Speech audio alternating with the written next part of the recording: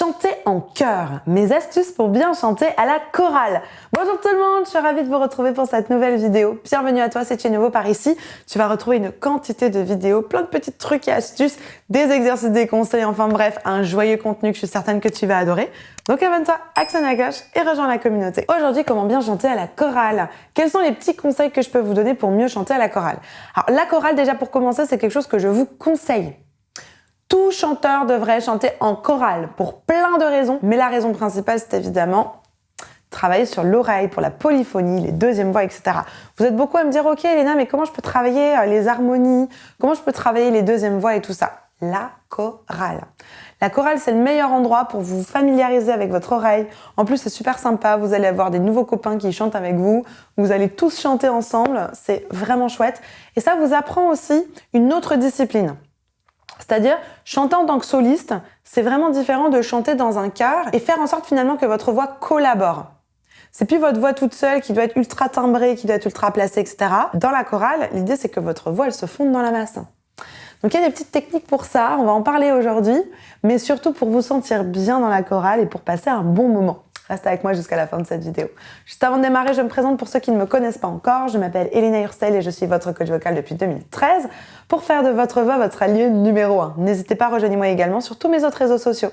Dans la description, il y a un petit cadeau qui t'attend. C'est juste ici, il n'y a plus qu'à cliquer. Ça va vraiment t'aider pour la chorale. Allez, c'est 100% gratuit, 100% inédit. N'hésite pas à partager le lien du petit cadeau à toutes les personnes de ta chorale. Allez, c'est parti, on rentre dans le vif du sujet. Va me chercher de quoi noter, un papier, un stylo, parce que crois-moi, tu vas en avoir besoin. Chanter en chœur, mes astuces pour chanter en chorale. Petit 1 déjà pour commencer, il faut que tu comprennes que le chef de chœur n'a pas une formation de coach vocal.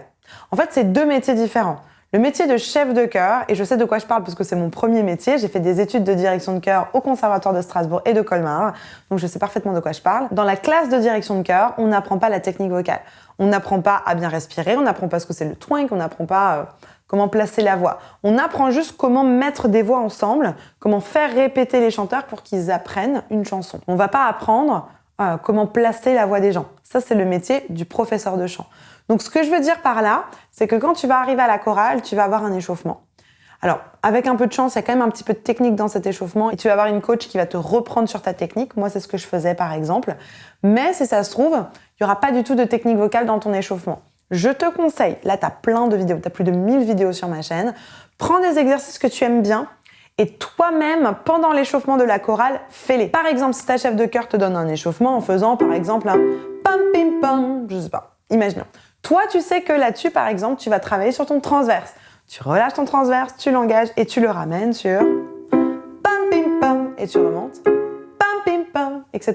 Tu vois ce que je veux dire? C'est-à-dire qu'il y a l'exercice, il y a le support, mais toi, il faut que tu y rattaches une technique facile et concrète. Quelque chose de concret. Donc, par exemple, le travail du soutien. La deuxième chose qui, pour moi, est importante quand tu es en chorale, et ça vient dans ce que je te disais tout à l'heure de se fondre dans la masse, entre guillemets, c'est varier son volume. C'est important, déjà parce que la chef de chœur ou le chef de chœur va te le demander. Allez, là, on fait moins fort. Allez, là, on y va, on fait plus fort. Apprendre à varier ton volume. Si je te le donne en une phrase, l'idée, c'est de garder bien sûr toujours la même énergie. Ça, c'est le piège. Quand on veut changer son volume, on change son énergie. Non, on garde la même énergie, très important. On change les modes. C'est-à-dire que si tu veux chanter pas très fort, idéalement du neutre. Si tu veux chanter fort, overdrive, edge. D'accord? Médium, ça peut être un petit overdrive, un petit edge ou un curbing, par exemple. Les modes, j'en ai fait une vidéo, je te la mets juste ici. Mais ça va être super important de doser ton volume. Parce que si tu n'es pas au même volume que les autres, ta voix va ressortir et c'est pas ce qu'on veut dans une chorale.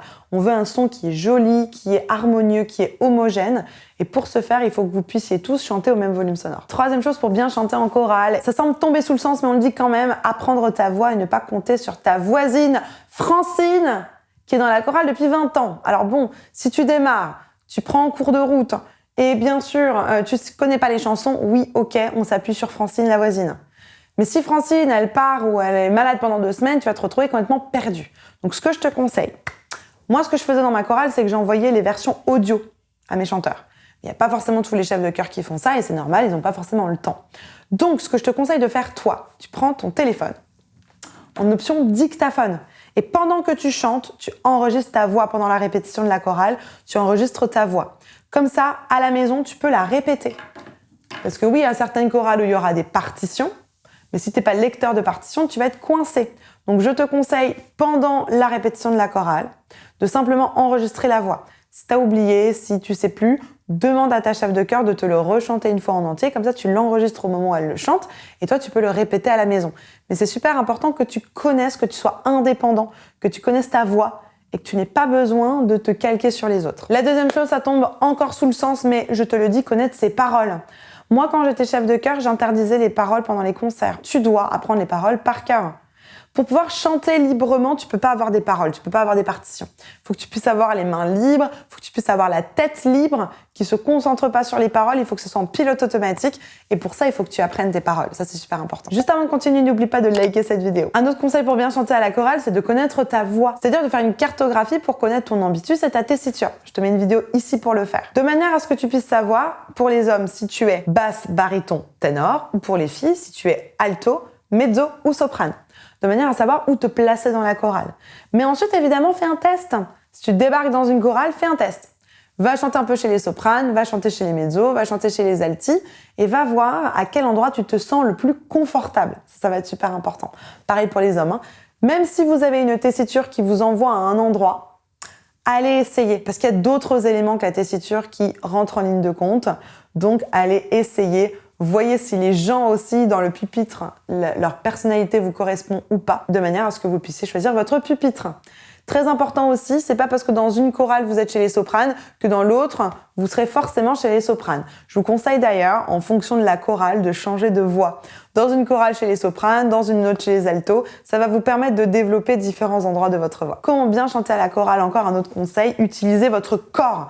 Bougez, utilisez votre énergie corporelle, ça va vraiment être important. Souvent, on va vous demander de bouger en plus, donc bougez, mais utilisez votre corps et pas juste vos cordes vocales, sinon à la fin de la répétition, vous allez être aphone et vous allez avoir mal. Utilisez notamment votre soutien. Petite vidéo ici pour ton soutien. Très important aussi, sourire. Changer l'ancrage et changer la posture corporelle. On sourit, on met de la bonne humeur, on met des bonnes intentions, on sourit. Ça va faire du bien à votre chef de chœur, qui est là pour vous porter et vous emmener quelque part. Donc, si vous pouvez lui faciliter son travail, ça serait génial. Moi, je me rappelle, j'étais éreintée à la fin de mes répétitions de chorale. Donc, souriez, mettez-y de l'énergie. Ça va permettre à votre chef de chœur de moins porter toute la chorale sur ses épaules. Et la dernière astuce que je vous conseille, c'est d'aller oser demander un solo. Dans la chorale, il y aura forcément des parties solistes. Allez-y, osez demander un petit solo. Coucou la chef de chœur, est-ce que je pourrais essayer de faire cette partie-là moi en solo? Osez demander. Au pire, elle vous dit non, t'es pas prêt ou non, il y a déjà quelqu'un, mais osez aller demander un petit solo. Ok? Et peut-être que tu te dis, ok, ça me paraît bien, mais en fait, moi, j'aurais besoin de travailler ma technique parce que je sens que pour le solo, je suis pas prêt.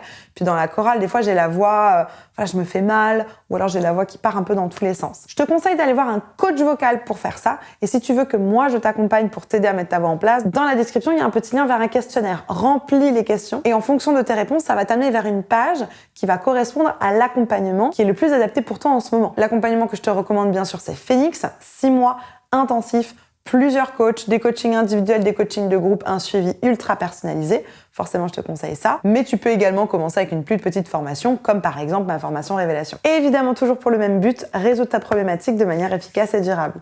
La barre de commentaires est à ta disposition. Si tu as encore des questions, des suggestions, des trucs et astuces à partager avec la communauté, j'ai hâte de te lire et de te répondre. Je te mets une petite vidéo ici pour la chorale.